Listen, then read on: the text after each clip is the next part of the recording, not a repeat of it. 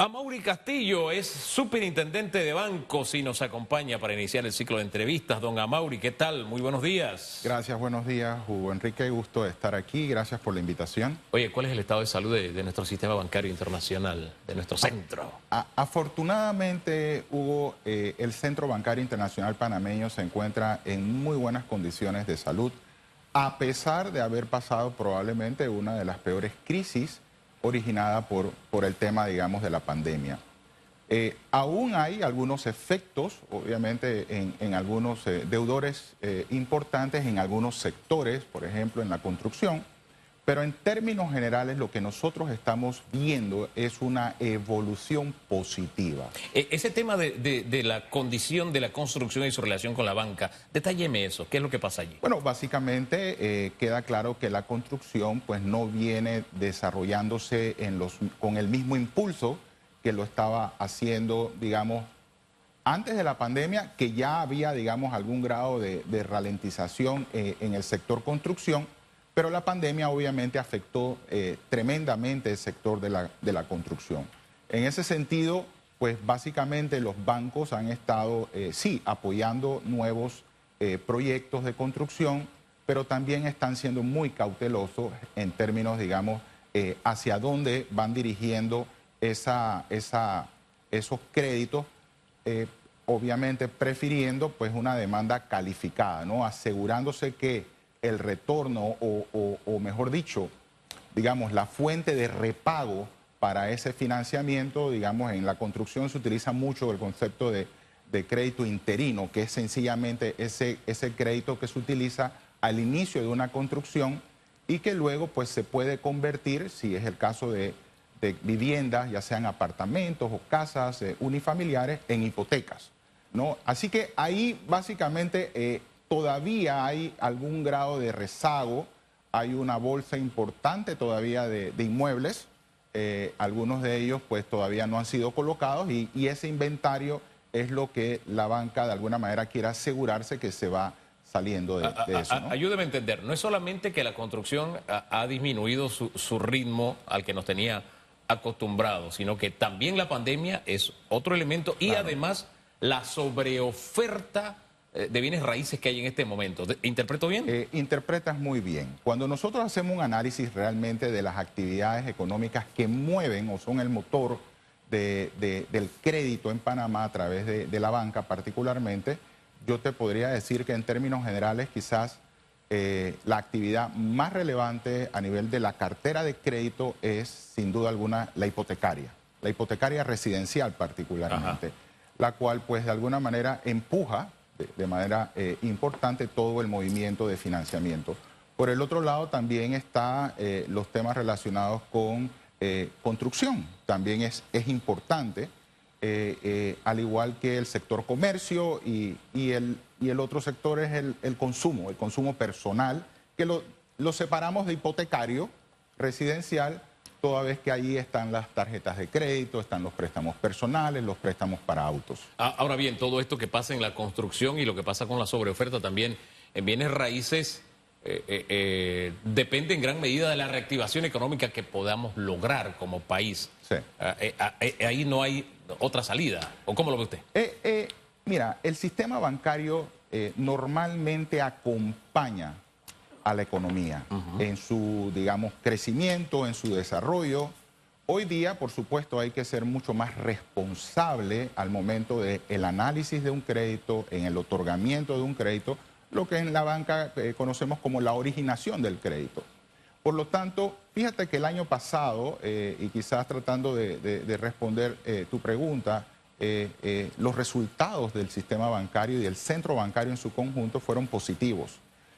A tal grado que a pesar de todos esos desafíos y retos que teníamos por delante y su interconexión no solamente con el mercado doméstico, sino también con el mercado internacional y el mercado internacional del dólar de los Estados Unidos, logramos obtener resultados que dan la fortaleza, la robustez y la confianza al sistema bancario panameño.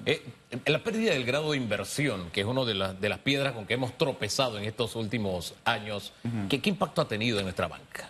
Hombre, obviamente que esa credencial que aún ostentamos, quiero precisar, o sea, a ver, formalmente Panamá sigue siendo grado de inversión, formalmente. Sí, gracias por esa aclaración, porque son tres. Así y es. de verdad, aprovechemos el momento para... Sí. Porque también uno con el ánimo de resumir a veces lo expresa, Sí. no lo expresa como debe ser, y ensayando a ser justos es bueno explicar Así es. cuándo es que se pierde oficialmente el grado de inversión. Bueno, al menos Comencemos por ahí. con las tres principales agencias calificadoras de riesgo, Panamá, pues desafortunadamente, una de ellas, Fitch Rating, es la que le ha bajado el grado de inversión. Las otras dos se lo han mantenido, Moody's y Standard & Poor's. No obstante, eso formalmente, como te digo, no se ha perdido. Pero en la práctica, y muchas veces el concepto de percepción equivale a realidad, efectivamente, ya el mercado reconoce, digamos, la deuda soberana panameña con un nivel de riesgo superior. Hombre, Por lo estamos tanto, pagando los bonos a un porcentaje, Dios mío, que hace 5 años eran impensables. Así Estábamos es. por allá cerca del Así 8%. Así es. Pero eso también hay que analizarlo, Hugo, no solamente por el tema, digamos, de la calificación de grado de inversión que ostentan los países, también hay que ver que estamos en un momento, digamos, de tendencia alcista de tasas de interés, más allá de que aún llevamos varios meses, digamos, de cierta estabilización. Nada más ayer el Banco de la Reserva Federal de los Estados Unidos anunció que mantiene los tipos de interés de referencia en 5,25% y hasta 5,50%, lo cual de alguna manera denota lo que ya habíamos previsto que iba a ocurrir y quizás con un anuncio que sobre fin de año podríamos empezar a ver ya alguna tendencia hacia la baja. Hacia la baja, ¿en tasas de interés? En tasas de interés, correcto. ¿En la banca panameña? En la banca panameña no, en los Estados Unidos. Porque nosotros estamos recibiendo el oleaje de las anteriores alzas. Sí. Es de este anuncio, digamos, que equilibra el mercado, pero de las anteriores estamos recibiendo el oleaje en este momento, los consumidores. Pero es perfectamente entendible y también ahí hemos querido siempre pues hacer algún grado de docencia, ¿no? Porque en efecto, Panamá tiene efectivamente algún grado de interdependencia con los mercados internacionales y particularmente el mercado internacional del dólar. Quiero hacer mucho énfasis allí. Y cuando hay ajustes de tasa, pues en Panamá eventualmente con un grado de rezago habrá ajustes de tasas también. Y quiero decirle, no solamente, porque siempre nos concentramos mucho, obviamente, y es así, en las deudas, en los créditos, pero también por el otro lado, en los pasivos, en los depósitos, también hay ajustes de tasa que tienen que ir cónsonos con los ajustes de tasas de interés. Oye, alguien alguna vez me dijo que si bien es cierto la moneda de curso legal y tenemos acuerdo, tratado y todo lo demás, es el dólar en Panamá, precisamente por nuestra configuración de centro bancario, centro logístico, en fin, lo que representamos en servicio, Panamá no debía contentarse con tener una moneda de curso legal, sino abrir el mercado a otras monedas, que incluso eso le convendría a los consumidores, a los inversionistas, porque lo podrían hacer en la moneda más conveniente en un momento específico y una serie de cosas. ¿Eso es una locura o eso es real? Bueno, en términos generales, tanto como para que tenga un impacto a nivel de los consumidores o de la población en términos generales, es un tema que requeriría de muchísimo análisis. Creo que en el pasado, en algún momento, el presidente Martinelli hizo referencia a la posibilidad de que en Panamá circulara el dólar de los Estados Unidos y el euro. Y el euro, ¿no? exacto. Pero se quedó, digamos, en una idea. Yo creo que estos temas, de alguna manera, requieren, digamos, de un análisis mucho más profundo. También habría que revisar ese acuerdo monetario que firmamos con los Estados Unidos en su momento y ver, digamos, algunos bancos sí mantienen la posibilidad de tener cuentas multimoneda. Eso es perfectamente posible, es parte del giro de negocio de cualquier entidad bancaria. Sin embargo, yo creo que yo no lo vería como una locura. Yo creo que lo importante es darle un análisis profundo y ver realmente las posibilidades de tener monedas alternas. Por el momento, más allá de todo lo que se pueda decir y de la situación, digamos, que viven los Estados Unidos por temas de inflación, el dólar de los Estados Unidos sigue siendo una moneda dura, una moneda de referencia. Sí, a nivel mundial. Ahora, ¿hablaríamos de una moneda fuerte o abriríamos, o sería conveniente el abanico a varias monedas fuertes, como fue el comentario que se me hizo? Bueno, mira, esto es un tema que definitivamente requiere, para filosofar. como te digo, para filosofar, pero más allá de eso también para darle, digamos, un pensamiento, insisto, más profundo, ¿no? No nos olvidemos también de esa tendencia disruptiva que hay con monedas digitales, ¿no? En el cual Panamá podría tomar, digamos, algún grado de ventaja. Sin embargo, vuelvo y repito, creo que son ideas muy interesantes. Algunas de ellas se pueden tomar como para hacer un análisis más profundo y evaluar la posibilidad de que Panamá pueda ser una jurisdicción donde varias monedas pudiesen circular, o al menos los bancos pudiesen manejar cuentas que le permitan, digamos, a sus clientes tener la posibilidad de tener cuentas en dólares, que obviamente Panamá ha desarrollado una experiencia por cerca de 120 años manejando el dólar de los Estados Unidos. Y por el otro lado, digamos, euros, que también hay algunos bancos que manejan cuentas en euros, o inclusive los bancos de Asia que también tienen la posibilidad de manejar o de tener cuentas en su moneda de su país de origen. Hombre, durante estos últimos años ha habido muchos juicios, lavado de dinero, grandes escándalos. Y yo siempre me he hecho esta pregunta. Una vez a mí mi banco me llamó, bueno, nos llamó a mi esposa y a mí, porque bueno, tuvimos un par de clientes adicionales y hubo un movimiento nada extraordinario, pero no era usual. Cuando es nada extraordinario le digo que no era nada extraordinario, pero nos llamaron. Hemos visto unos movimientos inusuales en su cuenta. ¿Ustedes nos podrían explicar a qué se debe? y era nada inusual, realmente, porque era una gotita de agua dentro de esta taza. Pero cuando uno va a los juicios, a estas audiencias públicas de estos grandes escándalos, uno ve que eran millones y millones y millones, y de una cuenta a la otra, y la otra le daba a la otra, y la otra le daba a la otra, y se triangulaban y venían de proyectos del Estado. Una locura. Sí. Entonces uno dice, ¿cómo es que a un cliente normal y silvestre, como nuestro caso, lo llaman a uno por un movimiento que de verdad era una cosa que... Bueno, sí. Y cuando se trata de estos grandes escándalos, los bancos salen bien librados o permitieron este tipo de movimientos. ¿Qué es lo que pasa? Y eso, si eso nos afecta o no nuestra imagen, porque estamos hablando de lavado de activos. Claro. Eso claro. Nos afecta y nos ven entonces en esto de la imagen de ser una lavandería a nivel internacional. ¿Cómo lo ve usted? Que no lo somos, pero claramente estas situaciones que tú bien planteas pues generan pues, y es un sentimiento yo diría generalizado, ¿no? Panamá y su sistema financiero en su conjunto, no solamente la banca, sino también el mercado de valores y los seguros y reaseguros, ha trabajado incansablemente en los últimos años por mejorar, digamos, su imagen, de asegurar realmente que el sistema financiero panameño goza, digamos, de la integridad y la transparencia necesaria para que el flujo de dinero que se mueva en nuestro sistema bancario sea, digamos, de origen lícito. Todos los países luchamos porque así sea, pero por supuesto que hay ocasiones en donde el sistema bancario y financiero puede ser mal utilizado, aquí y en cualquier parte del mundo.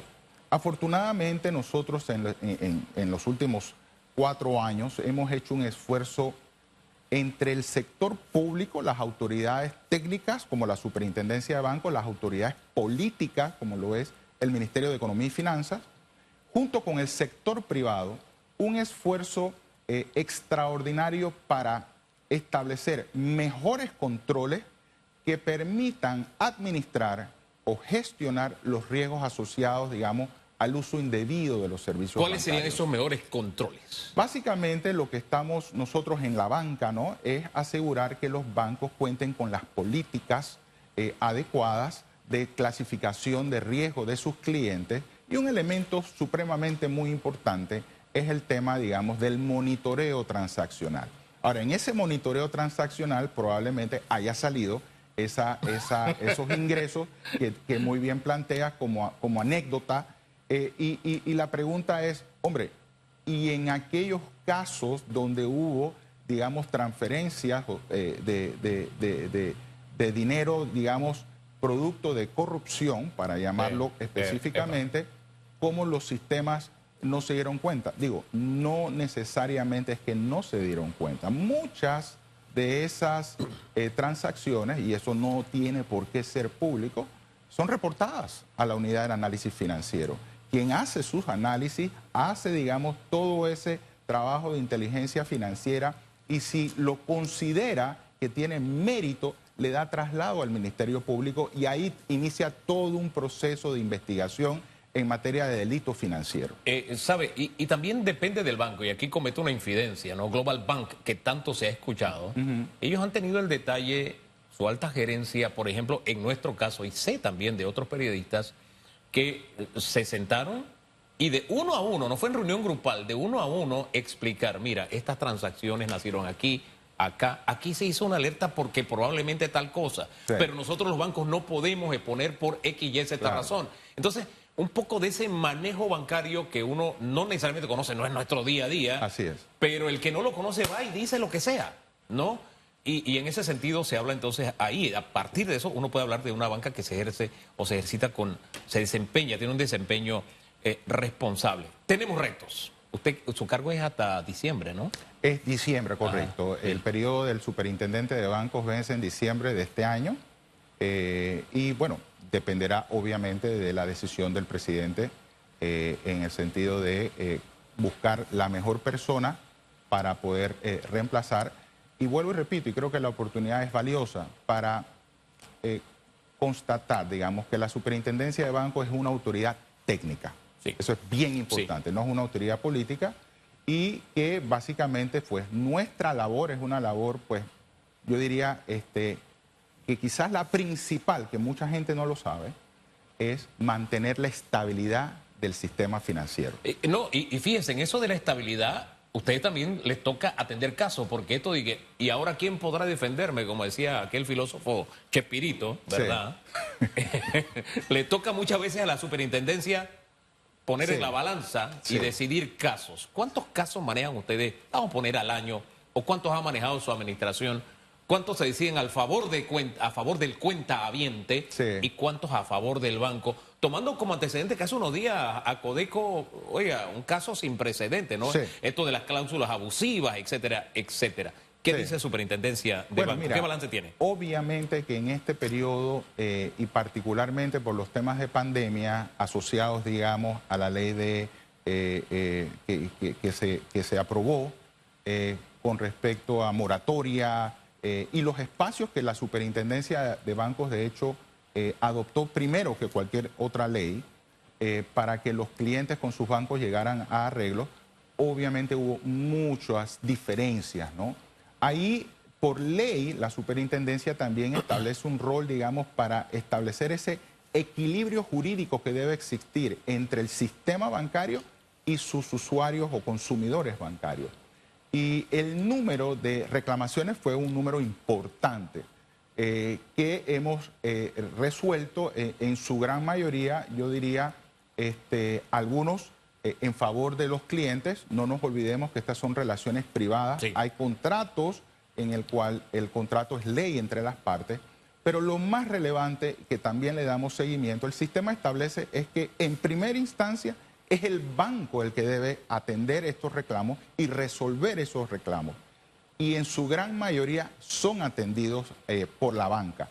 Los que no resultaran, digamos, en la decisión favorable al cliente, el cliente puede venir a la superintendencia y hemos nosotros, de hecho, fortalecido la calidad del servicio, inclusive los accesos para poder interponer reclamaciones, para que efectivamente esa experiencia del cliente, que normalmente no es el cliente que viene más contento, sino que viene molesto por una situación, podamos nosotros atenderlo con propiedad, en primera instancia, orientarlo. Hay mucha orientación y guía que damos antes de recibir una reclamación y ahí queda, digamos, aclarado las dudas que podía tener esta persona. Hombre, ahí, así como conté una experiencia hace un rato con un banco, de esos clientes adicionales, nosotros dedicamos mucho al media training, por ejemplo.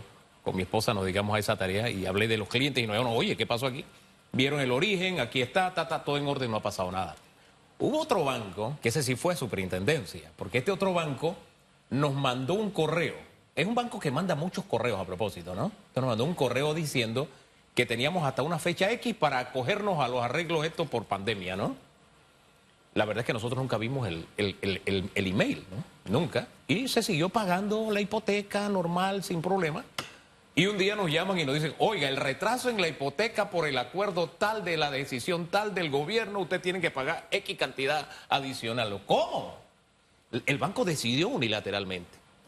Entonces, cuando fuimos al banco, el banco decidió a favor del banco, porque el banco dijo, como usted nos respondió el mail, nosotros entendimos que usted se acogía a lo que había decidido el gobierno, había planteado el gobierno. Así que llevamos al caso a superintendencia y superintendencia falló a favor nuestro. Claro. Y el banco accedió, ahí no hubo nada, ahí no hay problema, superintendencia dice, no hay ningún problema, vamos adelante. Una muestra de lo que, y lo pongo como un ejemplo de lo que usted nos acaba de decir. No, muchísimas gracias. Porque usted no puede echar un cuento, debería Claro. echarnos un cuento, pero No, hay testimonio. Y esos casos, como dije al inicio, fueron los que originaron, digamos, un aumento exponencial en las reclamaciones, ¿no? Ahora, fueron tiempos complejos, claramente. Respecto al tema de la ACODECO, quiero reiterarte, ACODECO es quien tiene la competencia legal para conocer de casos relacionados con cláusulas abusivas en los contratos. No es una competencia de la superintendencia.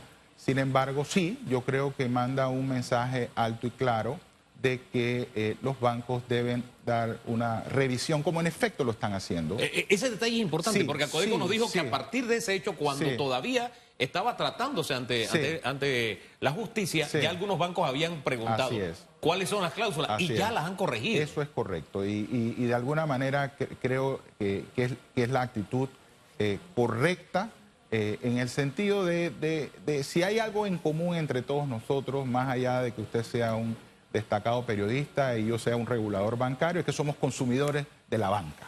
Por lo tanto, toda acción que vaya en favor, digamos, de del más débil en la cadena, yo creo que debe ser ponderada en su justa dimensión y yo creo pues que pues en este caso, y estoy seguro que más allá de las acciones legales que puedan dirimirse de esto, la banca sencillamente recibe digamos, con beneplácito algunos y a regañadiente otros, que hay que hacer ajustes. Porque siempre hay terquitos. Siempre hay terquitos. Siempre lo hay, en todas las familias. Ahora, lo bueno de la competencia es que los tercos tienen que sumarse si el mercado comienza a cambiar. Ahora bien, todavía prevalece la leyenda urbana de los, creo que son $1.000 millones que le dimos en pandemia a los bancos. No. Usted lo ha aclarado un montón de veces, pero yo creo que la ventana es propicia para que hablemos de este tema nuevamente. Sí, por supuesto que sí. Gracias, Hugo, por la oportunidad nuevamente.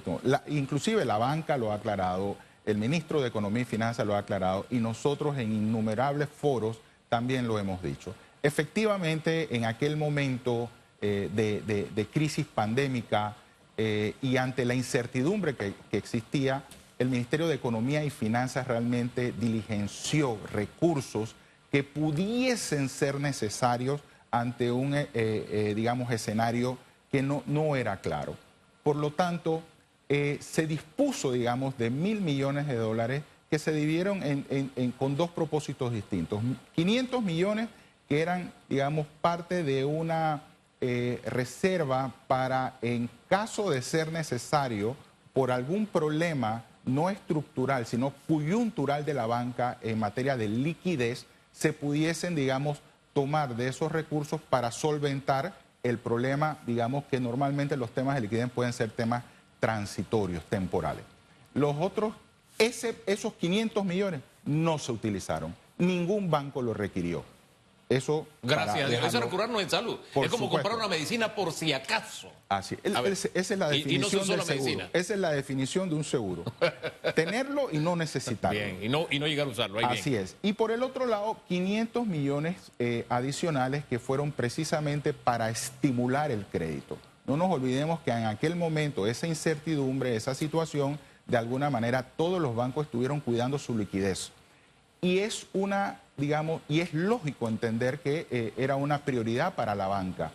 Porque este sistema, Hugo, financiero, es un sistema atípico, muy sui generis. Aquí no hay un banco central, no hay una red de seguridad financiera, no hay un prestamista de última instancia, no hay un seguro de depósito. Lo que hay es básicamente la responsabilidad de los bancos de ser prudentes y la responsabilidad de la Superintendencia de Bancos de un seguimiento continuo y permanente y anticipar riesgos que pudieran materializarse y que podrían generar una situación, digamos, de no deseada en algún banco. ¿Qué suerte corrieron esos otros 500 millones? Esos otros 500 millones, en efecto, se utilizaron, se administraron a través de un fideicomiso y lo hizo a través del Banco Nacional de Panamá para prestarle a bancos que a su vez pudieran colocarlos en segmentos particularmente productivos de la economía.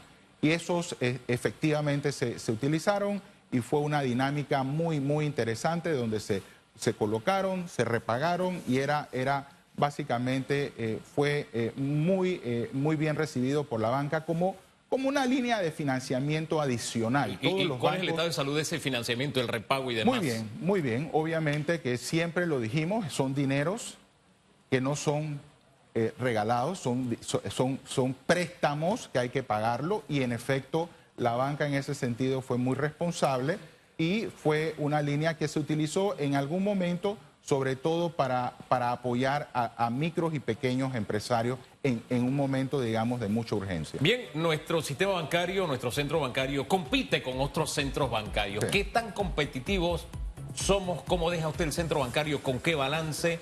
Ya para cerrar. Claro que sí. Yo creo que es importante, nos sentimos en la Superintendencia de Bancos y la industria en términos generales muy satisfechos con el nivel, digamos, de salud que queda la banca. Por un lado tenemos un sistema bancario que ronda los 149 mil millones de dólares en total de activos. Eso es muy importante. Hemos tenido un crecimiento histórico en los últimos años relevante.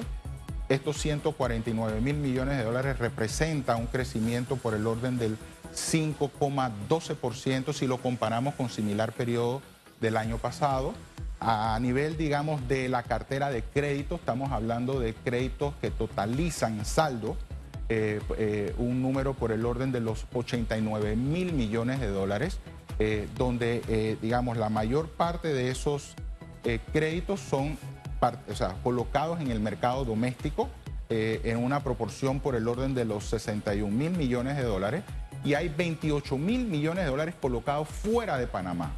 Pero eso tiene una correlación también con los depósitos, claro, que anda por el orden de los 107 mil millones de dólares en captación de depósitos, de los cuales los depósitos de locales también tiene un rol, digamos, protagónico, pero los depósitos de extranjeros son los que están mostrando, digamos, un crecimiento mayor. Y básicamente de países del área. ¿En qué orden ese crecimiento y cuáles son los países que los más están aportando? Los países básicamente son Colombia, es quizás uno de los principales depositantes de particulares colombianos, Venezuela, Ecuador, mayormente estos tres países, entre otros países de América Latina, porque ese es nuestro objetivo, nuestro mercado objetivo es América Latina, no es otra parte del mundo y tanto para colocar préstamos, pero también para captar préstamos de esos países. Hombre, uno tiene ganas de seguir conversando sobre este tema porque se nos queda en el tintero también qué tanto nos ha afectado el tema de las listas grises, las nuevas medidas que hemos tomado, medidas restrictivas y demás. Pero se nos acabó el tiempo. Hace rato me están escribiendo aquí cambio.